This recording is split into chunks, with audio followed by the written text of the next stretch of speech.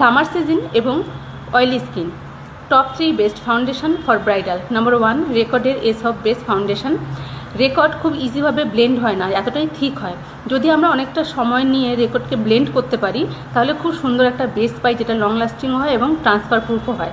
রেকর্ডের 02 fair shade এবং 05 বা 06 যে কোনো একটা ডার্ক শেড নিয়ে মিক্স অ্যান্ড ম্যাচ করে আমরা যে কোনো স্কিন টোনের উপরে ওয়ার্ক করতে পারি প্রফেশনালি। দ্বিতীয়ত হলো প্যাকেজ স্পটলাইট ওয়াটারপ্রুফ ফাউন্ডেশন, যেটা breathable, hydrating, long lasting, high coverage এবং কেকি ফিনিশ একদম দেয় না। স্পটলাইটের 04 ফেয়ার শেড এবং 12 dark shade mix and match করে আমরা যে কোনো স্কিন টোনের উপরে কাজ করতে পারি প্রফেশনালি। এবং থার্ড হলো যেটা ট্রেন্ডে চলছে, ম্যাকাজিমিয়া।